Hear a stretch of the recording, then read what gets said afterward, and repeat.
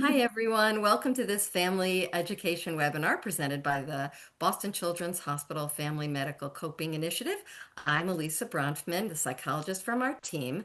The Family Medical Coping Initiative is a program through the Hale Family Center for Families at Boston Children's Hospital and a multidisciplinary effort spearheaded by myself, a psychologist, Annie Banks, our social worker, and Gail Windmueller, our child life specialist. With that, I turn it over to you, Annie. Thank you very much, Elisa. And I am delighted to have the opportunity to introduce our guest today, who is Catherine Melnick. And hello, Catherine. Catherine has been a patient, she's almost 20 years old, and she has been a patient at Boston Children's since the day she was born. So she is very familiar with Boston Children's. She is also a student at Emmanuel College and a Make-A-Wish ambassador, as well as a volunteer at Boston Children's, and she has been co-chair of our Teen Advisory Board. So thank you again, Catherine, for being here with us today to talk about advocacy as a teen and young adult patient. We really, really appreciate it. Thank you for having me. Maybe you can just start us off with telling us a little bit about yourself and your medical story. That would be very helpful. Yeah, of course. I was born with an umbilical, became a Boston Children's patient the first day of my life. I also, during that time, had a hole in my heart that they discovered. So they did about 16 surgeries in the first 4 to 5 months of my life, and I stayed at Children's for the first 5 months of my life. From then on, I was pretty healthy for a while until I was 10, and that is when we discovered a rash on my hands and face. And it lasted from January to June. And, winter rashes don't usually last that long. So I got checked out at the pediatrician and things weren't looking right. So then they sent me to Children's. I was sent to basically the place where I started. And then there is where I got diagnosed with my autoimmune disease, juvenile dermatomyositis, which is a skin and muscle disease triggered by UV rays from the sun. I had to go through 7 years of aggressive treatment through IV infusions, methotrexate injections, bunch of just oral medications, and lots of pokes and blood draws for a while. Now, luckily, I'm in 2 years full remission, which is awesome. It feels great to be in remission now, but it took a very long time to get to that point. And then a year after I was diagnosed with my autoimmune disease, I was diagnosed with hip dysplasia, which I had 5 surgeries to fix that. So it's been a very long road to say the least, but my hip dysplasia is all good now. My disease is in remission, everything. I'm healthy now, which is really great, but very long road. That's Wow, a very long road. Thank you for sharing that with us. thank you. I'm sorry you've been through a lot in your short lifetime. So I'm just curious if you could share with us how you transitioned. Now you're in college. How did you transition from being a kid and having your mom, or dad come with you to all your appointments, to now being an independent, person in terms of your medical care? Yeah. I feel like I had a lot of training from a very young age. Because juvenile dermatomyositis is an invisible illness, a lot of people don't really see, they can't see anything wrong with me. They question, like, oh, why do you need to sunscreen and protect yourself from the sun? It's cloudy outside. Or, why do you have to go to the nurse's office to get an injection in the middle of the day and skip class? Like little things that were just, I had to advocate for starting from a very young age. And so I gradually sort of worked up to this point to be able to say, okay, I can advocate for myself now because I had to almost have forced training throughout my childhood. A lot of people like congratulate me on how much I do on advocating for myself, but it was very much forced upon me from a young age. So I just kind of had to do it. And sometimes you just have to do things that you don't like. Well, Right. you bring up such an interesting point there that it's not only in a medical setting that you have to have questions and advocate for yourself and know about your medical condition. It's also in the world. So that was such a wonderful point. And you clearly have done more than your average homework about really knowing the names of your illnesses and the medications and the number of surgeries. So, wow, that's like a really important start for teens and young adults in their own medical journey. But I'm kind of wondering, in addition to that, the sunscreen, where clearly you had to tell people, "Hey, this is what I need to do for my health." Were there any other situations where you advocated for yourself and to get, good care or fair treatment in a school or a medical setting? Yes. So in school, like I said, like I had a lot of trouble convincing teachers that I needed extra support. For recess, I would need to stay inside 15 minutes before everyone else went outside in sunscreen.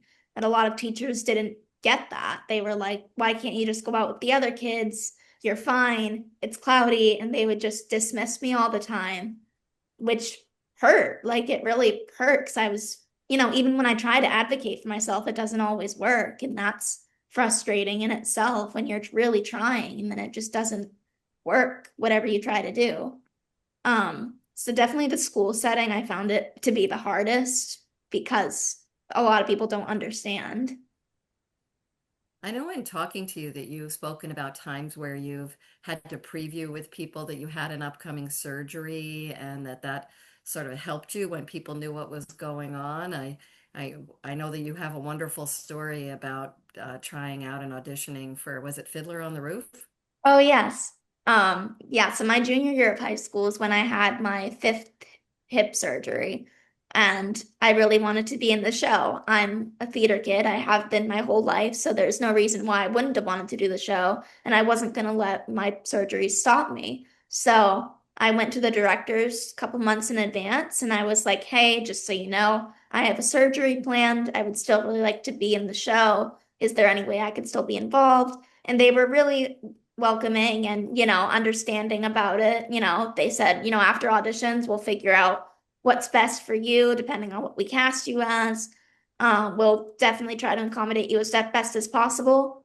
This didn't mean that there wasn't bumps in the road throughout being in the production. One obstacle that I did face was my wheelchair being a little bit of an issue on stage. It didn't really fit with the show, and that was a concern the directors had.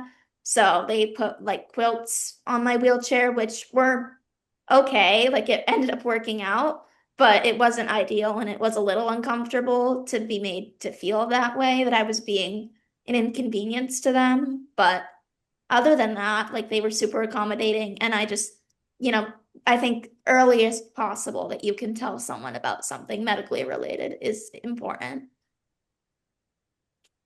That's great. That's great advice for trying to make sure that you're able to continue to do the things that you enjoy in school, to remember to let people know in advance. That's awesome. Do you have and just moving on to another topic, do you have advice for teens and young adults about how you handled your medical care, like in the hospital as you've gotten older and gone to appointments yourself, and were there roadblocks that you confronted, and how did you deal with them? Yeah. Um, like I said, growing up, I had to learn to advocate for myself from a very young age. So I think that early education of that really, really helped me. And I think for teens and young adults, the early practice, the better. And even if it's getting their parents involved with helping them, just because someone becomes an adult doesn't mean that they have to be on their own for everything. They can still get parent support like little by little. Like an example I thought of was CVS. Like if you need to pick up a prescription, the parent can take their kid there and say, go up to the counter and ask for your prescription, and sort of little baby steps, because it doesn't need to be this big transition. I know it is for a lot of people, but it doesn't need to be this way. And I think it's important to have a balance of parents and patients and even doctors to help the child know how to manage their medical care. So for me, learning how to advocate at a young age and now being at college, I'm used to it. I can comfortably go to appointments by myself. I know how to like advocate. That it doesn't mean there's not roadblocks while I'm advocating. I had to get an IV like usual, and I had to get poked multiple times when I had initially told them this arm works best for me, these veins work for me. But wasn't really being listened to at that time. She just kind of kept going and kept trying different veins, and I kept reiterating this doesn't work and it's not going to work. And then finally, when she did listen to me, of course, the needle worked. I got my IV in smooth, but it took a while to get that. And like even my mom was trying to help push. So even with parent support, advocating unfortunately doesn't always do the trick. But that's not to stop you from advocating, because advocating most of the time works. But that is a circumstance in a medical setting that providers can take from this is patients know their body. Like even though you have like all the medical knowledge in the world, patients in the end know their body and they know what works for them. And there were specific procedures that I had when I had infusions. Like I would always go sit and they'd have hot packs for me and I'd immediately start heating up my veins. Or if they put like numbing cream on, they would put numbing cream on right away when I got in. And so once you get to really know a patient and know what procedures work well for them to prepare for things like that, that makes it all the more comfortable for the patient and even the parent to know that they're being supported and they know what works for them, because each patient has their own body and they're each individualized medical plan. So something that works for one patient isn't going to work for another. I know what's so wonderful about that story is even though it didn't work immediately, you persisted in saying what was right for you, and it took longer than it should, but it sounded like ultimately, uh, well, first of all, it sounds like you were right about the vein that was going to work best in that situation, and ultimately you got it to work. It's a shame that it had to be after several times, though. Yeah. Thank you. Thank you for I sharing the story. I actually have another question for you on that same line. When you go to the doctor, and did you make plans for questions to ask the doctor? Like, and did you do that with your parents when your parents were going with you? And then as you transitioned, did you do that? Like, how did you manage the questions you had for doctors? Yeah, so I would write them down. My mom and I would both write down both of our questions because a lot of times in the beginning of going for my autoimmune disease, we would say, "Oh, we meant to ask this. Why didn't we ask that?"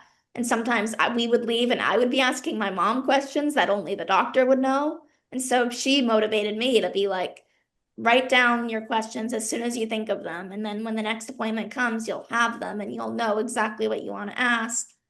So definitely writing down questions is helpful. And with being on my own, I set reminders for like my medication to remind me. Um, Little things like that to just, keep me ahead of the game and knowing what's coming up and what I need to do for myself. But even though I'm by myself, I still get help from my mom all the time. And that's important to mention as well. Like parents can still help and they don't need to feel like they need to just not abandon, but kind of sort of abandon their kid in a way and be like, this is all up to you now. Parent support is still very, very important. And I still have my mom do little things to help me. And she mostly lets me do things on my own, but I know I always have her for support if when I try to advocate or when I'm having trouble at the hospital, she can always be there to help as a secondary backup. That's great. Very good. Thank you for sharing all that great information. And it sounds like, yeah, it sounds like you're saying that becoming independent, it's a process. Like it's a process and you don't have to be kind of pushed off the cliff and Yes. do it on your own, which is marvelous to hear. Yeah. Um, This is why I like that our patient portal opens it up to 13 and up, because I think 13 is a perfect age to start start managing your medical care, like doing little things like I've mentioned in the past. Working your Great way piece up. of information. I mean, thank you for sharing that with people because that's a great piece of information. Yeah, no, working your way up, I think, is the most effective way to get there so that you're not just thrown when you're up in college or wherever the child ends up when they turn 18. They're not just on their own, completely not knowing what to do. So also, I have to say so. And I'm wondering, what you've learned from being on the other side of healthcare, when you're not the patient about advocacy, if there's anything you could share with us. Yeah.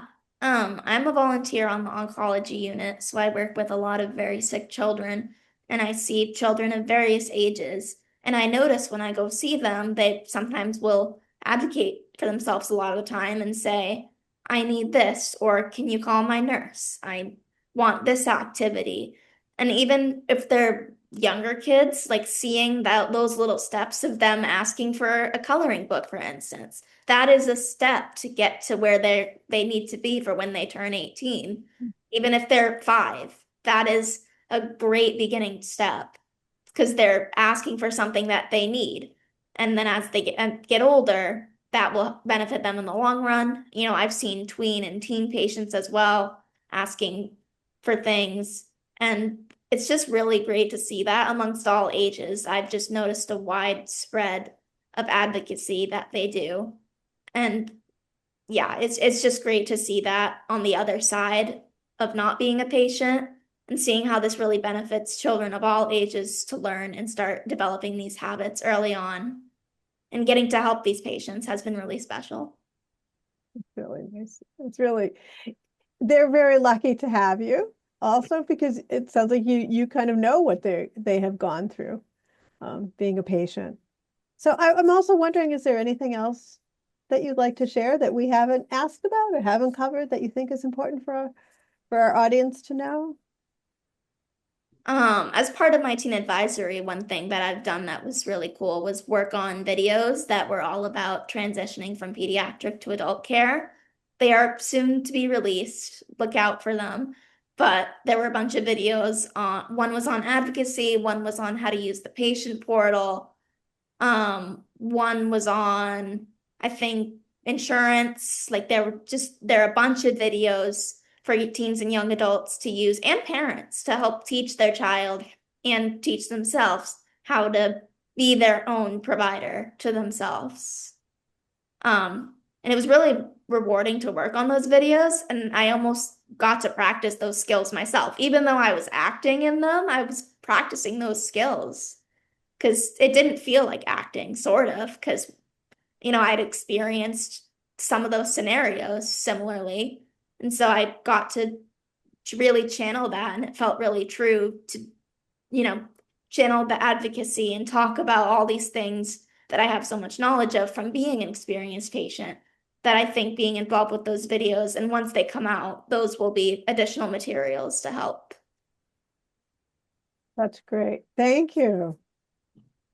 My goodness, you're such a wonderful role model. I mean, we know that teens and young adults are going to really want to hear and their parents, caregivers, will really want to hear what you have to say. And you've made so many wonderful points here today in terms of what we'd call coping ahead, like you're thinking ahead about what's going to happen. And that was so wonderful. And you're letting the teachers know about Fiddler on the Roof so that you could perform there by letting them know what your situation was going to be, by being an advocate for yourself, by thinking of questions both with yourself and with your parents about what's going to happen ahead at appointments, by knowing your medications, by knowing your medical history. All of this is really amazing, as well as getting reminders and for yourself about when you're going to take your medicine. These are wonderful tips for other people, as well as I think just the spirit of remembering that questions are welcome and that it's okay to ask questions. It's okay to say what you need and okay to be the expert on your own body. All of these are such wonderful messages that we hope all of our listeners will learn from you. So thank you again for being willing to tell your story here in such a powerful way. We'd also like to end by saying thank you to you for that, and also, to check out our website at the Boston Children's Hospital Family Medical Coping Initiative for more materials, resources, and webinars, and also look for Catherine's from the transition team when that comes out. That will also be enormously helpful. Thanks everybody for watching. Thank you for having me. Thank you, Catherine. Thanks for joining us.